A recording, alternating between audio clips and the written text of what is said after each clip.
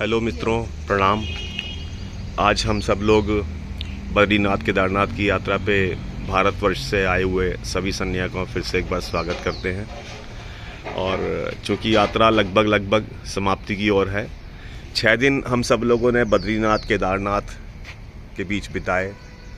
बहुत सी खट्टी मीठी यादें इकट्ठा करी, बहुत आनंद लिया।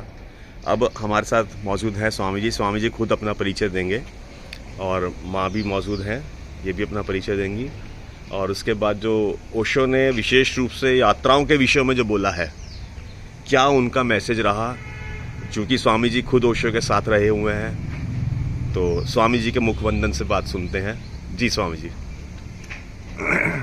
नमस्ते, प्रणाम सबों को। मैं स्वामी राधा रमन सरस्वती, वैसे मेरा नाम राधा रमन किशोर है।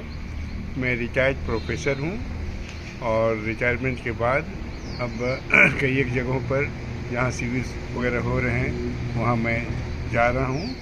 और अभी वर्तमान में हिमालय की यात्रा का ऐज आया था, तो मैंने जो भी शुल्क वगैरह हैं वो जमा करके हिमालय की यात्रा पर निकला 27 मई को, और आज वह यात्रा समाप्ति पर है। जी स्वामी जी, अब पॉइंट यहाँ पर है कि हम लोग बहुत यात्राएं करते हैं, पर हम इन यात्राओं से क्या सीखते हैं? क्या ओशो क्या कहते हैं यात्राओं के विषय में? हमें करनी है या नहीं करनी है, और करनी है तो हमारा क्या दृष्टिकोण क्या होना चाहिए? इस यात्रा पर मेरे अंदर ये भाव आया, ये हिमालय की यात्रा है। जितने भी ऋषि मुनि पहले के अभी भी साधक वगैरह जो भी हैं, वो सब हिमालय की ओर क्यों दौड़ते हैं, क्यों जाते हैं? जी जी। मुझको ये अनुभव में बात आई कि यहाँ की हिमालय की एक अलग ही एनर्जी है। अगर आप महसूस कर सको तो इतने सारे साधक अब तक हजारों वर्षों से आते जाते रहे, ऋषि मुनि तपस्या करते रहे, उनकी एनर्जी है। तो जब इस एनर्जी में आप एनर्जी फील्ड में जब आप आते हो तो स्वतः आंखें बंद होने लग जाती हैं।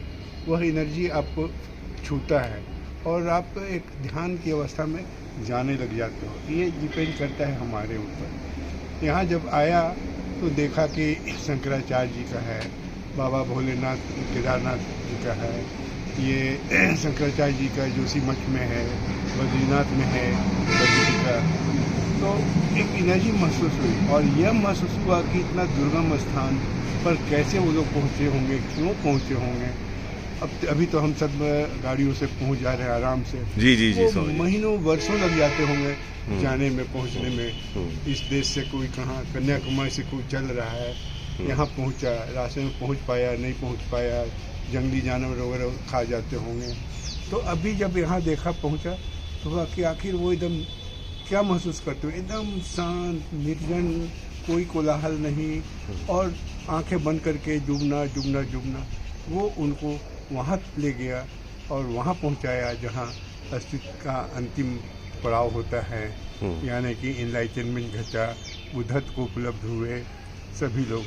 तो इसमें अगर आप पॉजिटिव चीज़ों को पकड़ते हो तब बात बहुत गहरे तक जाती है। और अगर घूमने के दृष्टिकोण से टूरिस्ट बन करके अगर आप जाते हो तो फिर जो पहाड़ है, जो जंगल है, इन्हीं चीज़ों को तुम देख सकोगे, अन्यथा स्वतः तुम डूबना शुरू कर। आप ये कहना चाहते हैं कि यात्रा जो है वो बाहर से भीतर की ओर हो जानी चाहिए। बिल्कुल। प्रारंभ तो बाहर से और अंत उसका भीतर, तभी उस यात्रा का आनंद है। बिल्कुल। ओके स्वामी। और मैं एक बात ये कहना चाहूँगा। जी जी। कहने को तो हम सभी सन्यासी हैं ओशो के, लेकिन सबों पे एक नज़र जाती है तो मैक्सिमम पाता हूँ कि अपने आप को भी मैं उसमें रख रहा हूँ। जी जी जी। हम सब सो कॉल्ड सन्यासी हैं।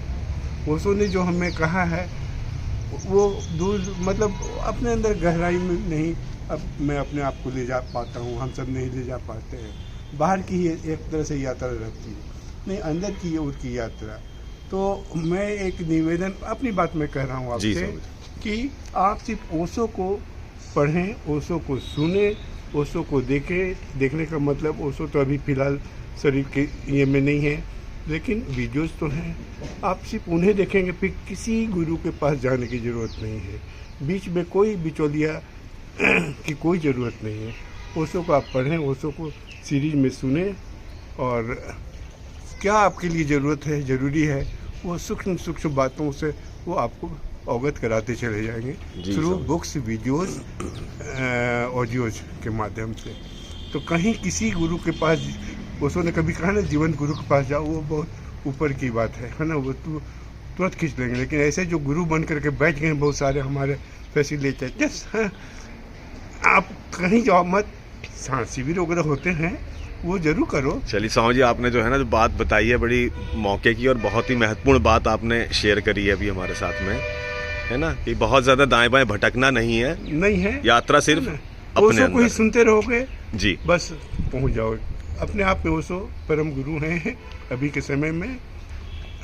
तो निवेदन करूँगा कि आप सिर्फ ओशो को सुनो, शिविर वगैरह जरूर करो, एनर्जी फील्ड में वो रिचार्ज होने की बात होती है।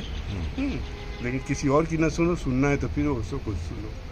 ओके नमस्ते। Swami ji, thank you. माँ जी, आपका क्या कहना है, आपने कैसा महसूस करा इस यात्रा के बाद में?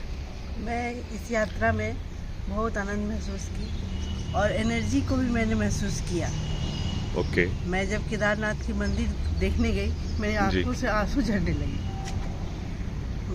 मैं बता नहीं सकती हूँ, मेरे आंखों से आंसू आने लगे थे कि मैं इतनी दूर तक कैसे पहुँच पाई, कैसे ऋषि मुनि लोग यहाँ पहुँचते थे।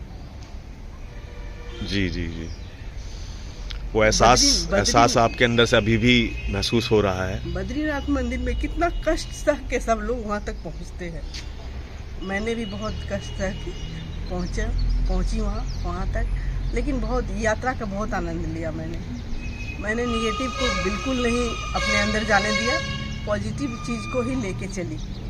चलिए माता जी, बहुत बहुत सुंदर आपके विचार हैं, बहुत सुंदर।